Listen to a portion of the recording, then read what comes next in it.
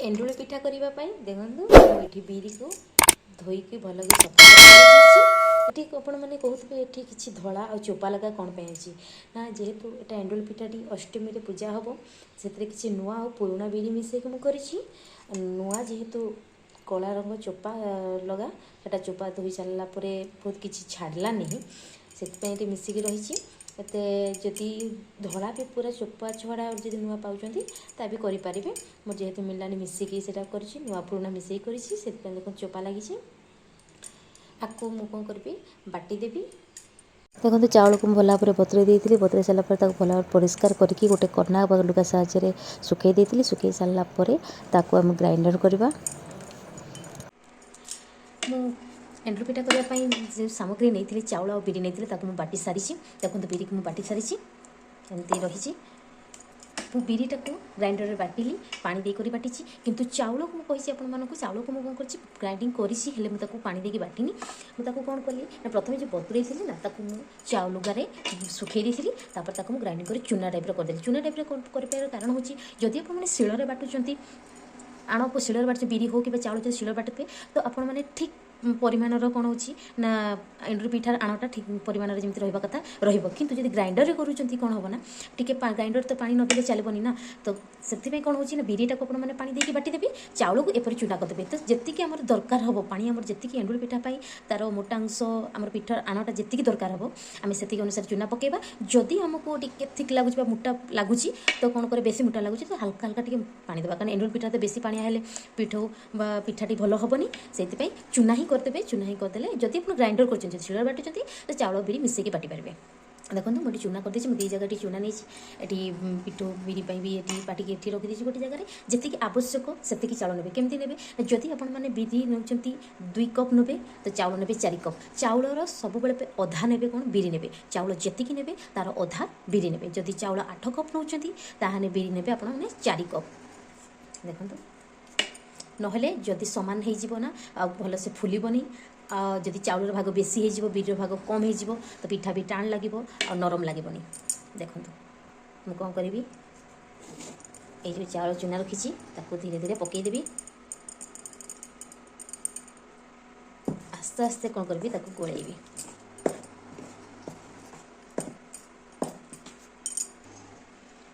देखो मुझे भल भाव हाथ साजे चामच साजे गोलूली मो हाथ साजे गोलैदेली भल कि गोलैबे जहाँफल कि ये जो आणटी पिठा कला बेलू जमी भल भाव फुली जाइए जिते भल भाव फेंटे पिठा सेते भल हम आते फुल आ नरम भी लगे देखो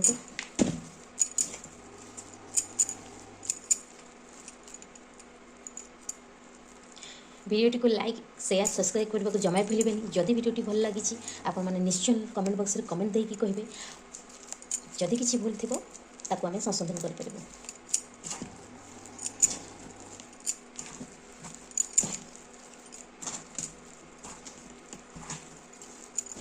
तल उपर करके एमती भल भाव में गोलैबे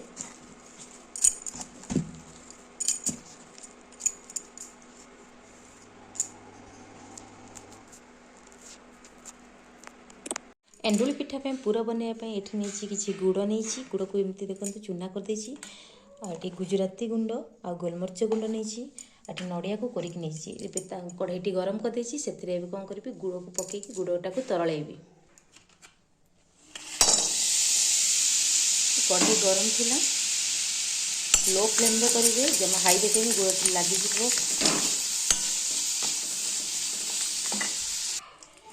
गुड़ के मेल्ट हो जाए आउट अठांश कला पर्यंत करेंगे जे पर्यंत गुड़ में अठांश न आसी हाथ में एमती चिपचिपा गुण न आसी से पर्यंत गुड़ को भल भाव गोलाउथे गुड़ में किपर अठांश जाना किपर ता जाना पाइले मु पूर्व वीडियो रे कही गोटे ताटिया पानी नहीं जी पानी नहीं सारापर ए गुड़ को टिके टिके करी पकेइबे जदि आपण हाथ को अठा अठा लगुचे तेबे गुड़र पागटा ठीक हो जाइए देखो मु एबे गुड़ को पकेइबी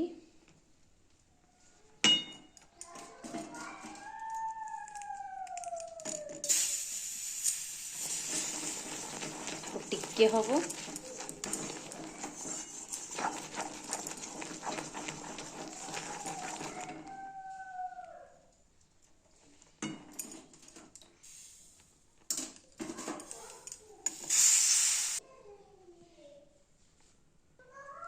एबे ହେଇଗଲାଣି।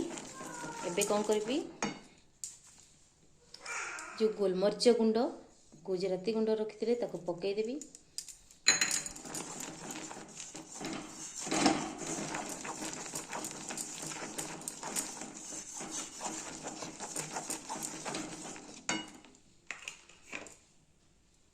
ତାପରେ ଧୀରେ ଧୀରେ ନଡ଼ିଆ କୋଳକୁ ପକାଇଦେବି।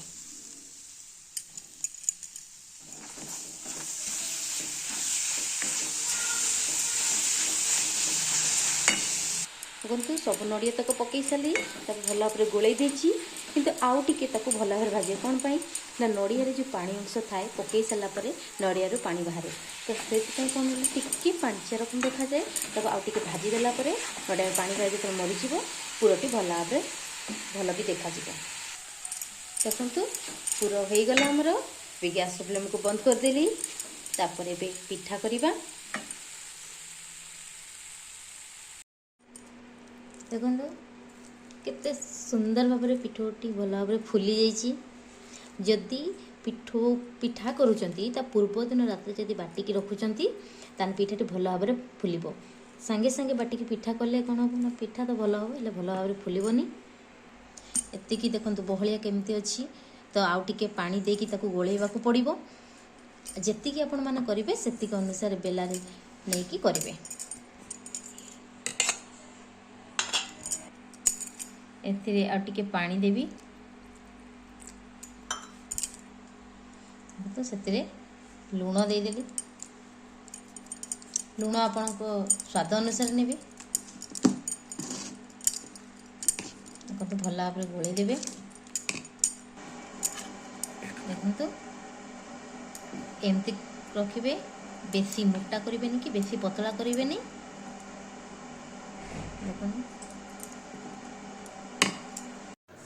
ଦେଖନ୍ତୁ ପିଠା କରିବା ପାଇଁ ମୁଁ ଏଠି ଇଟିଲି ଛାଞ୍ଚକୁ ନେଇଛି।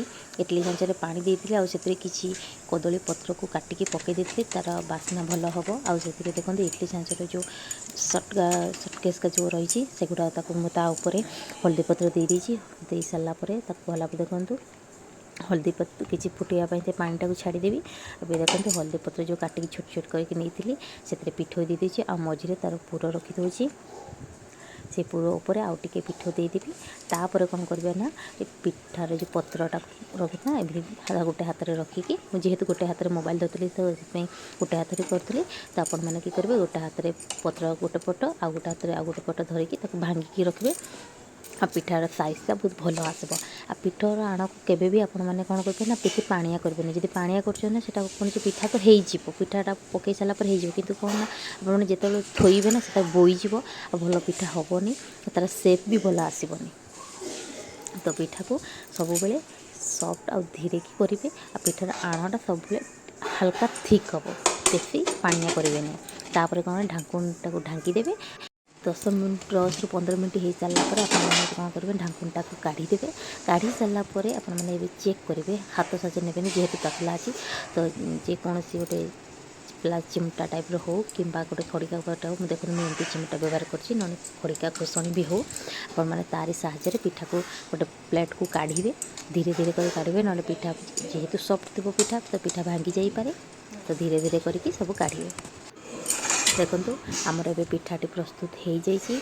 ଆଉ ତା'ର ସେପ୍ ବି ଭଲ ଆସିଛି, ଟିକେ ବି ଏପଟ ସେପଟ। ଦେଖନ୍ତୁ ପିଠାଟି କେତେ ନରମ ହେଇଛି, କେତେ ସୁନ୍ଦର ସଫ୍ଟ ହେଇଛି। ଦେଖନ୍ତୁ ପୁରା ତୁଳା ପରି ନରମ ହେଇଛି।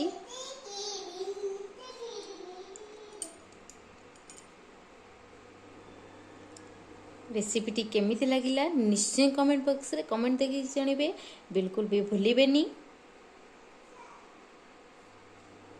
ଆଉ ଭିଡ଼ିଓଟିକୁ ସବସ୍କ୍ରାଇବ୍ କରିବାକୁ ଜମା ଭୁଲିବେନି। ପାଖରେ ଥିବା ବେଲ୍ ଆଇକନ୍କୁ ନିଶ୍ଚୟ ପ୍ରେସ୍ କରିବେ, ଯାହାଫଳରେ କି ମୋର ଆସୁଥିବା ନୂଆ ନୂଆ ଭିଡ଼ିଓ ନୋଟିଫିକେସନ୍ ଆପଣମାନଙ୍କ ପାଖରେ ଶୀଘ୍ର ପହଞ୍ଚିଯିବ।